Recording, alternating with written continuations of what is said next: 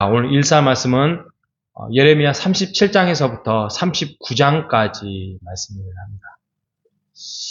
여러분, 아침에 이렇게 이제 오신 분들, 새벽 기도회에도 나오시는 분도 있고, 또 하루를 시작하기 전에, 우리가 말씀을 한 절을 읽고, 또 기도를 한번 집중으로, 하는 게 어떤 거냐.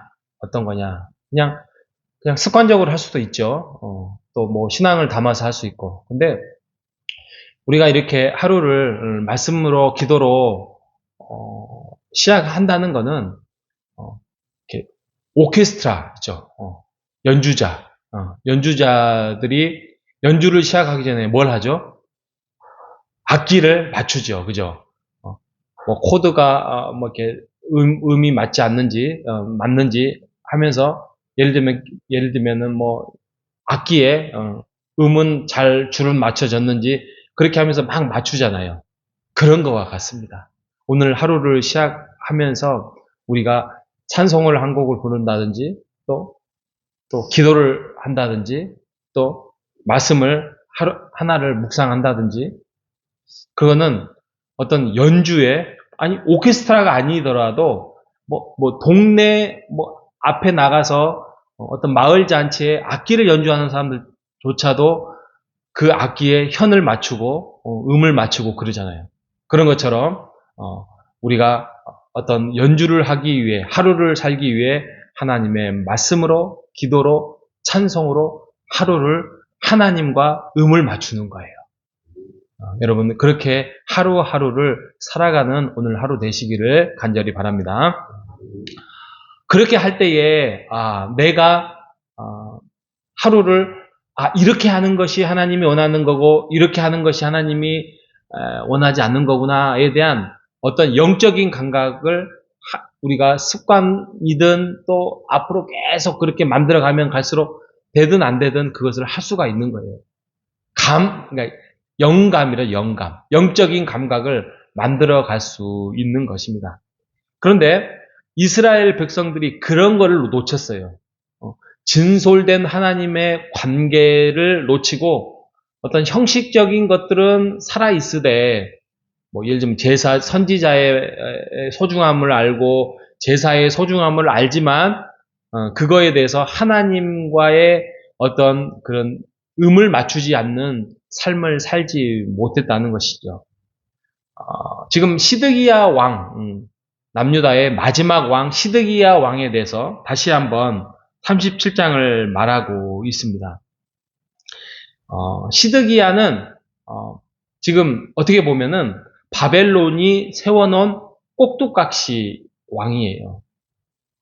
꼭두각시 왕으로 세워놓고 너희가 내 말에 따르라. 조공을 바칠 건 바치고 내 말에 따르라. 그러니까 자존심이 상했겠죠?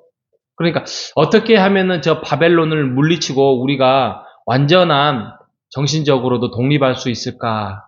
그러면 지금 예레미야가 왕이시여, 이제는 그냥 그 바벨론에게 굴복하소서. 이게 하나님의 뜻입니다. 이렇게 말을 하니까 화가 나지요. 화가 나니까 그 예레미야를 굴에 가두고 감옥에 가두고 이제 그런 거죠. 어떻게 보면 친바벨론파가 된 거예요. 친바벨론파. 그러니까 어떻게 보면 배신자 같은 개념이에요. 근데 그것은 배신자가 아니고, 왜냐하면 그것은 예레미야의 뜻이 아니고 하나님의 뜻이었어요.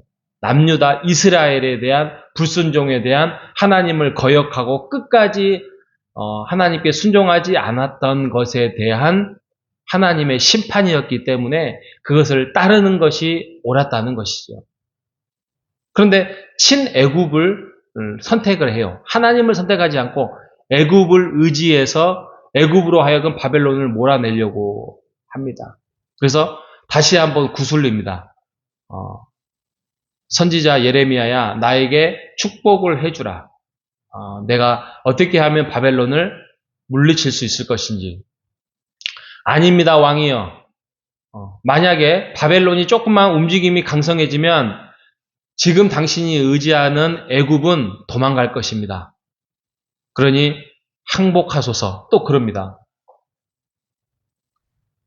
아니나 다를까 그런 배신적인 친애굽을 의지하는 시드기야 왕의 모습을 보자 바벨론이 쳐들어오니까 애굽 나라의 군사들이 다 도망가 버립니다. 도망가 버리고 결국에는 이제 시드기야가 아주 처참한 상황이 놓이게 됩니다. 예레미야가 죽을 뻔합니다. 38장의 1절에 보면은 처음 들어보는 사람들이 있습니다. mat단의 아들 스바냐와 그다랴와 유길과 그 다음에 바수울이 있습니다. 이 사람들은 고관들이에요. 이 고관들이 아예 그냥 예레미야를 죽이려고 합니다. 어떻게 보면 유대인이죠. 이스라엘 사람들인데 그냥 미우니까 자기네들하고 뜻이 다르니까 무조건 죽이려고 합니다. 근데 예레미야는 뭐라겠죠? 하나님께서 선지자로 부를 때부터 너는 죽지 않아. 어떠한 상황에서는 그 약속이 있었죠. 그런데 38장 7절에 가면 왕궁의 넷이 구수인 에벳멜렉이라는 사람이 존재합니다. 왕궁의 넷이에요. 어떻게 보면은 시드기야 옆에서 시종 드는 사람인데, 근데 이 사람이 구수인, 이디오피아죠. 이방인인데 이 사람으로 하여금 예레미야가 어려운 그 죽을 뻔한 구덩이에서 살아나게 됩니다. 자기가 목숨을 걸고 왕이시여, 저 고관들이 지금 예레미야를 죽이려고 합니다. 그래서 구덩이에 빠뜨려 놓고 곧 얼마 안 있으면 굶주려 죽을 것 같습니다. 이렇게 말을 합니다.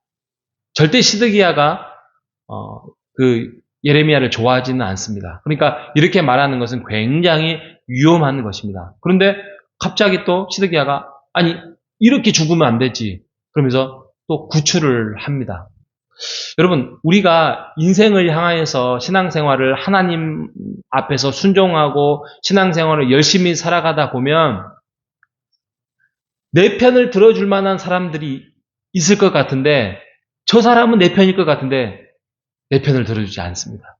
저 사람은 그리스도인이었고 나와 함께 시간을 많이 보냈고 저 사람이 나를 더 친근하게 해줄 것 같은데 이상하게 나에게 시기하고 질투하는 사람들입니다.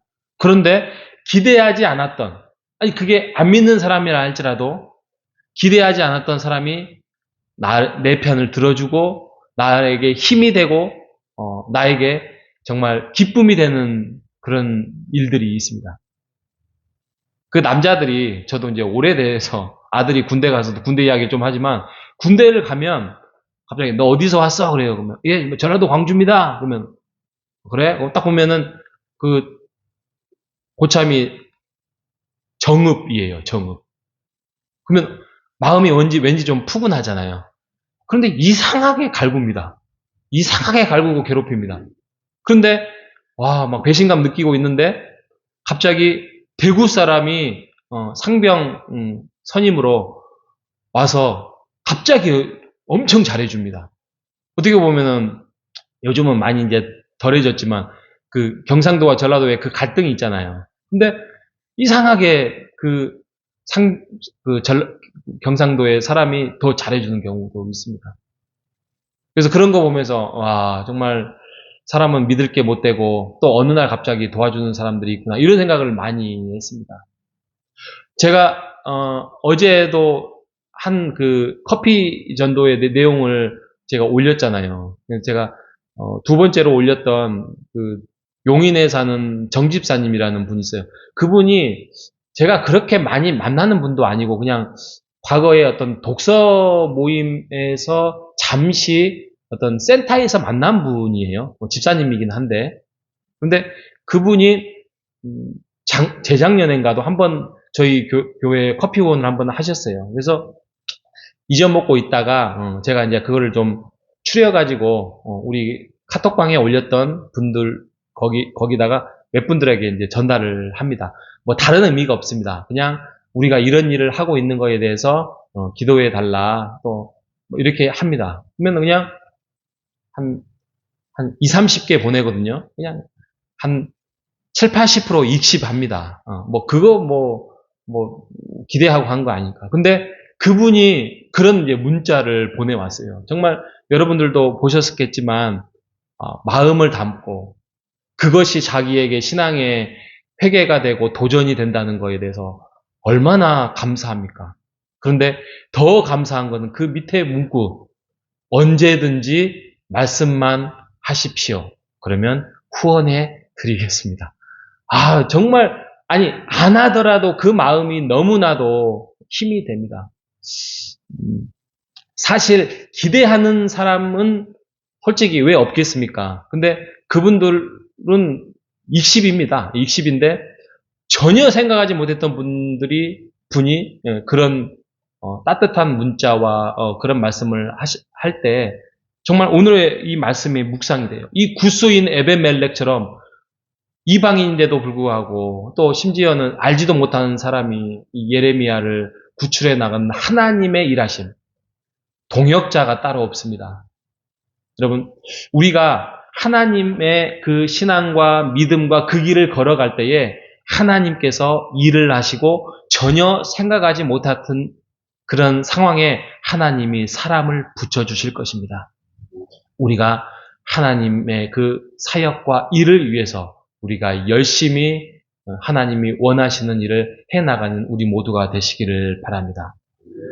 결국에는 예루살렘이 멸망을 합니다. 그건 하나님의 뜻이었어요. 근데 멸망으로 끝난 것이 아니라 그것으로 인해서 새롭게 회복의 길을 걸어가는 것이 오늘의 본문입니다. 이스라엘 백성이 할 수 있는 것은 오늘 읽었던 38장 20절에 이거는 제목과 같은데 여호와의 목소리에 순종하소서. 여호와의 목소리에 순종하소서. 오늘 하루도 여호와의 목소리가 여러분에게 확실하게 말씀으로 음성으로 내 마음에 와닿거든 순종하는 여러분 되시기를 주님의 이름으로 축복합니다. 하나님 감사합니다. 예루살렘이 또 하나님의 자녀인 이스라엘이 멸망을 당합니다. 하지만 멸망이라고 해서 끝난 것이 아니라 멸절이 아니라 이것은 또 하나의 회복을 알리는 하나님의 말씀임을 그들은 그때는 못 깨달았지만 우리는 이 말씀을 통하여서 우리에게 이것조차도 하나님께 순종하는 것이 진정한 믿음이라는 사실을 다시 한번 우리에게 깨닫게 해주셔서 감사합니다. 우리가 믿음을 향해서 충성하며 나아갈 때에 우리는 혼자가 아니요 하나님께서 알지 못하는 사람들을 통하여서 응원과 지지와 기도와 또 우리를 도와주는 사람들이 있음을 고백합니다. 우리가 혼자 가는 것이 아니라 하나님의 동역자를 우리에게 붙여준다는 사실을 우리가 기쁨으로 알고 우리가 타협하지 아니하고 다른 거에 한눈 팔지 아니하고 오직 하나님의 뜻에 순종하며 나아가는 믿음의 삶을 오늘도 살아갈 수 있도록 인도하여 주시옵소서. 살아계신 예수님의 이름으로 기도합니다. 아멘.